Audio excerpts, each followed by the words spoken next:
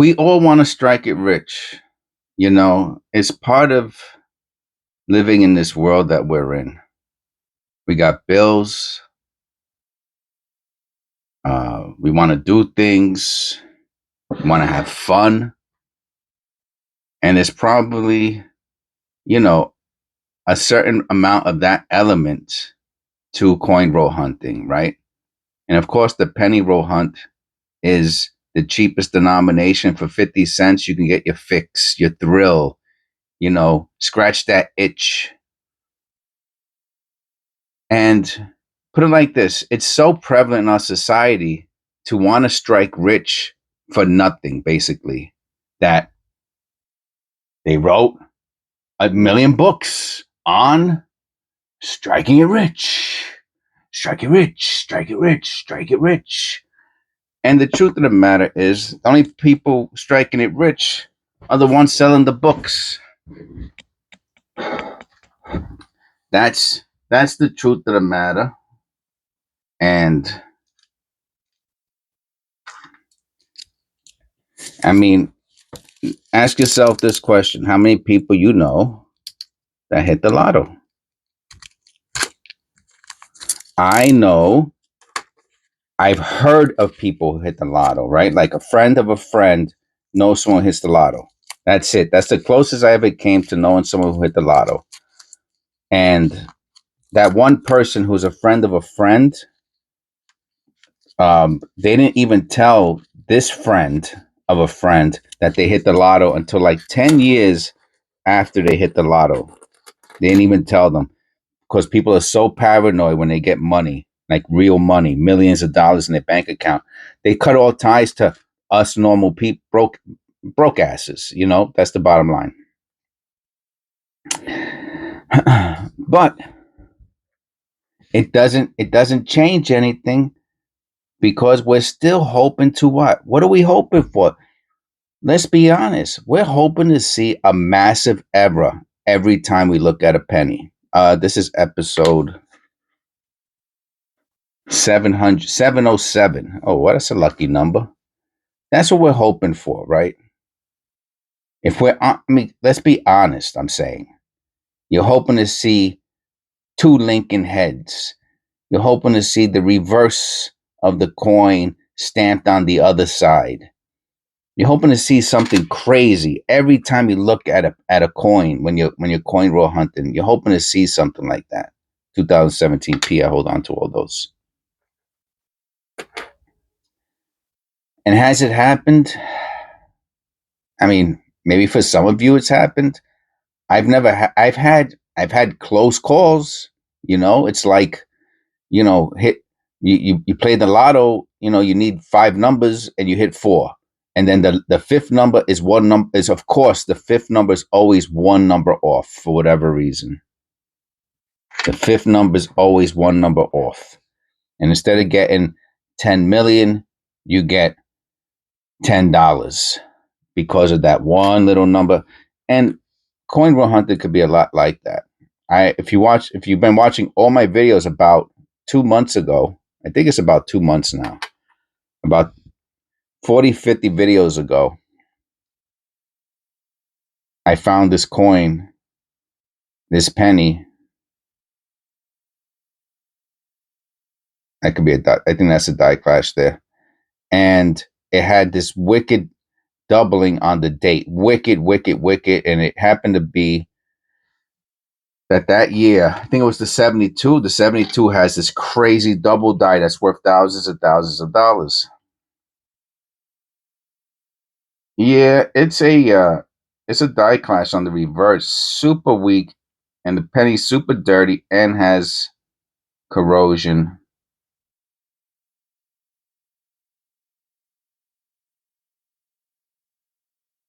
I'm not going to hold on to it. And I was jumping up in joy until I looked up. When I looked up the double die, I was like, when I looked up the coin, it said it's very expensive and this and that. And I was like, oh my God, I got $1 million or whatever, We got an 82 also. We haven't found, this is our first copper, but it's an 82. We haven't found the straight copper penny yet. 81 or lower. Oh, that's nice.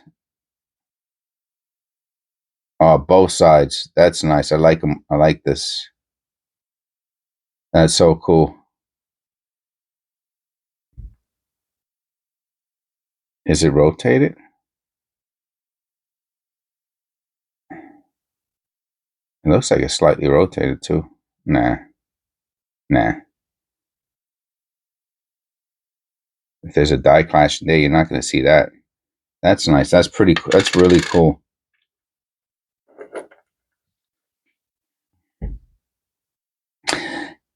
So when I looked up the actual how the double die actually looks,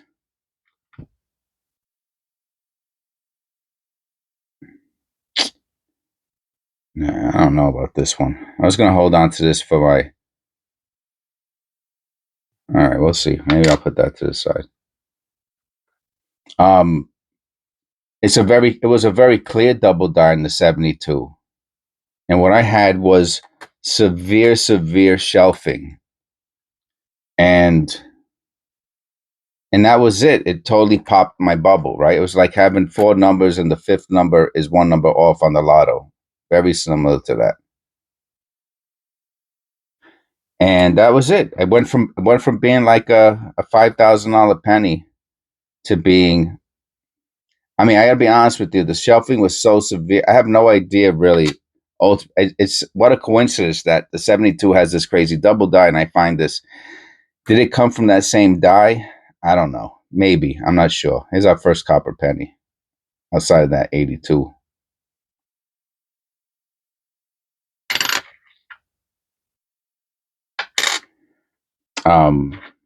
But if it's just severe doubling or whatever, it's probably. I thought it was like it would still be a $200 or $300 penny, to be honest with you. That's how severe the shelving was. Copper penny number 2, but I didn't find it. Right. All right. Every time I pick up a 2000, I'm hoping for a wide AM. Every time you pick up a 1992, you're hoping for a close AM.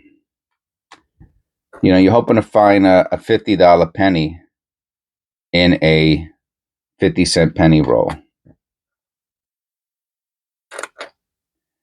And that's a big part of what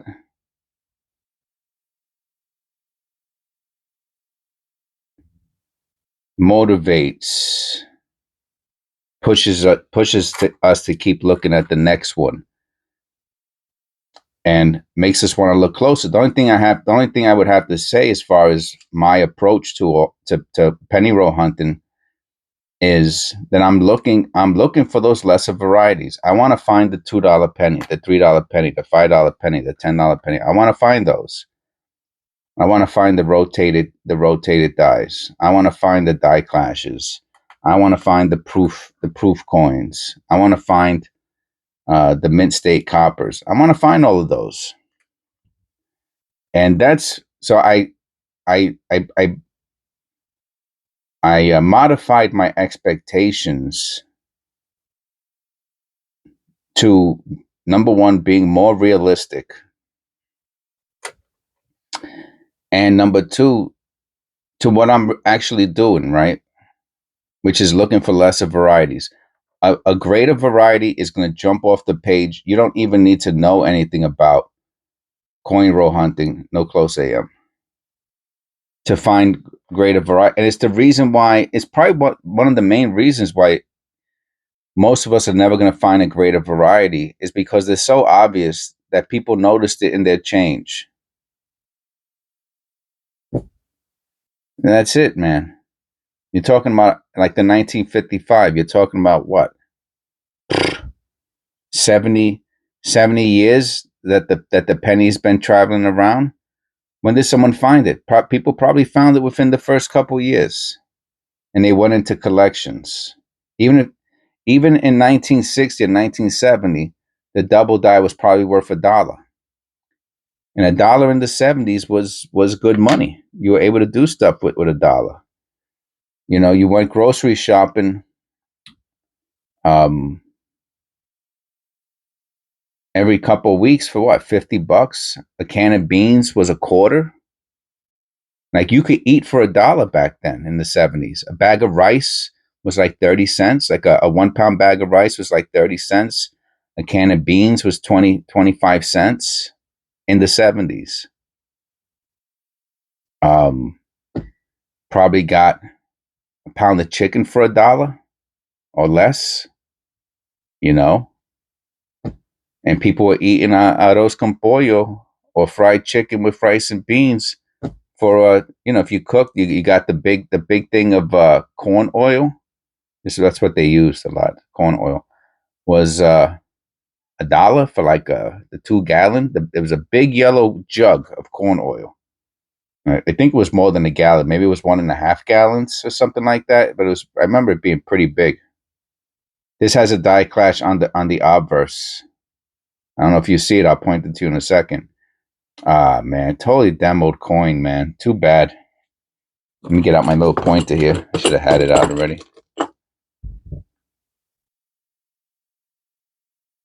And it's funny because you hardly ever find them like this. See it?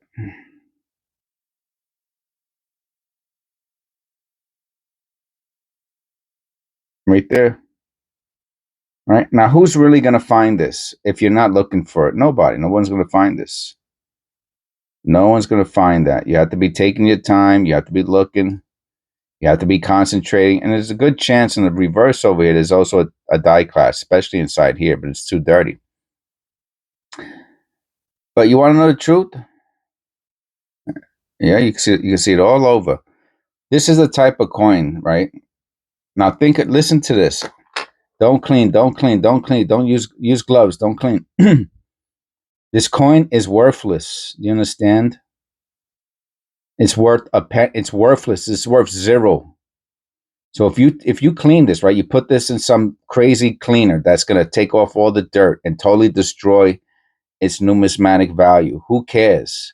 Somebody's gonna want this because it has this wicked die clash on it that now you can show it because you cleaned up the penny. And I bet you it's in the reverse. And you can turn this zero into $5.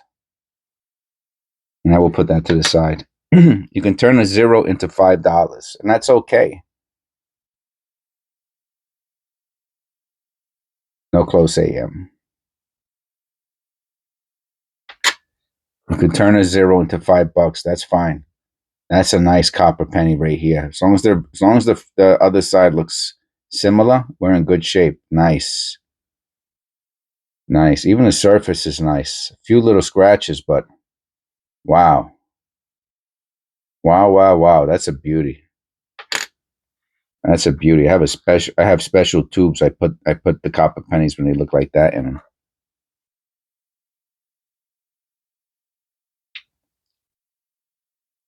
Misaligned die.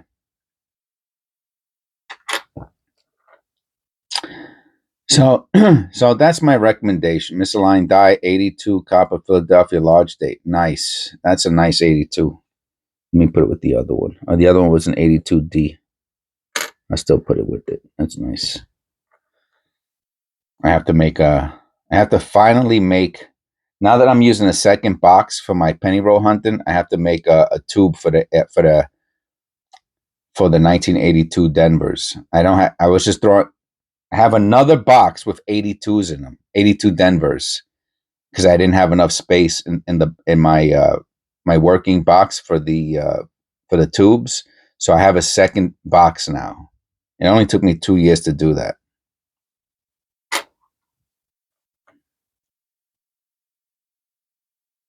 So that's my recommendation to all of you. Whatever it is that um, you're hoping for, try to be realistic. You know, um, try to be realistic. I'm not saying don't shoot for the stars, but I would imagine you're gonna get pretty bored of penny roll hunting if all you want to find is $1,000 coins. You know, what do I mean, you could be doing it for years and years and years and never find one. So to me, I mean, it's like for that, make playing lotto your job, right? It doesn't make sense. And there's a lot. And the funny thing is, there's a lot of people who gambling is their job, right? Or like they go to work and they spend all their money on scratch offs and lotto, and they're broke, man. They're broke. They do it their whole life. I mean, it's very similar to being a drug addict. Every dime you get has to go out the window. You know, you're always chasing that high. And so I would recommend against that. If you find one, great. But here on the channel, I try to focus on finding those lesser varieties. And I can show you. I have the little red boxes.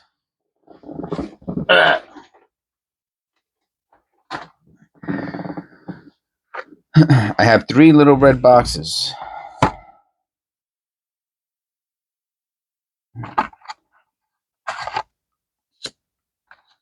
And these are the ones, I have 3 levels. I have the one with the super cheapos, like this one here, will go in the, it might go in the super cheapo because it needs to be cleaned. And if I never do that, then I'll just throw it out. No big deal. Or, not throw it out, put it into a zinc. But if we want to look at some of the ones I found, this one has a nice lamination error on it. There's a problem with it. And look at it. I put MSDDR with the $. There must be a double dice somewhere here. But these are all from the show.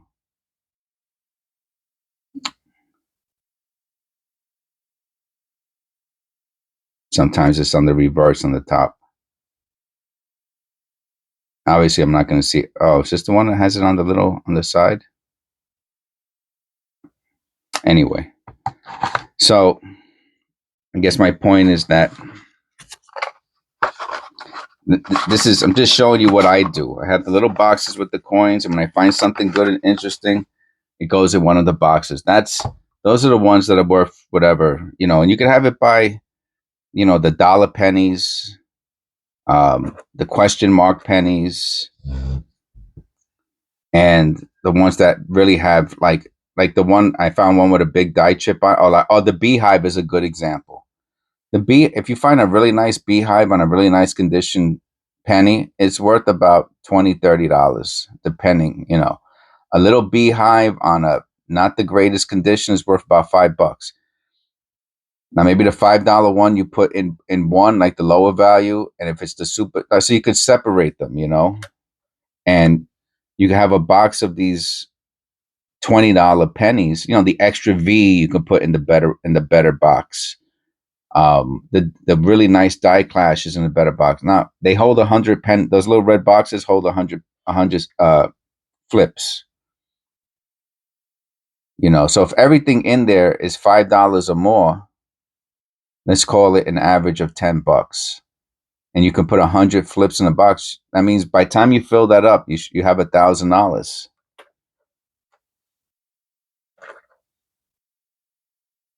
2017 P is our second one.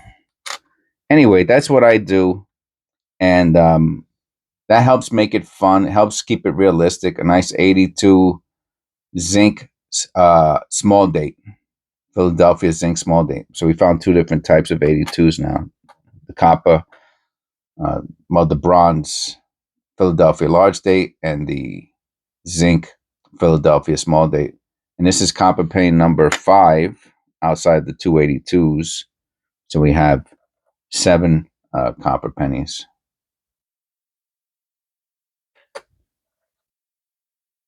So not bad. That's a pretty average amount of copper that we're going to find.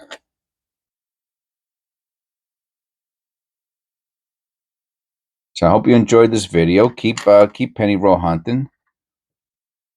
Keep your focus narrow. Take your time.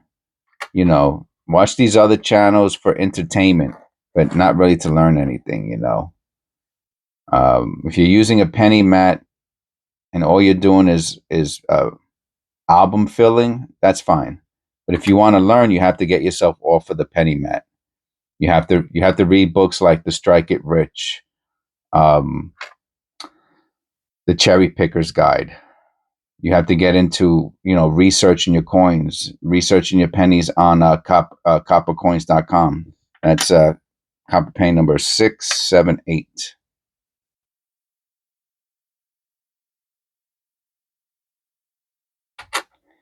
And that's where you're going to learn, and that's how you're going to be able to get a nice collection. That's a nice 2007. I'll hold on to this one.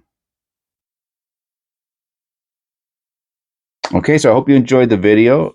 Hope you found it a little interesting. Again, this is episode 707, and I will see you in the next one. God bless, and thank you to all my members who've stood with the channel and supported the channel for all this time. It means a lot to me. Thank you. Please click like and subscribe.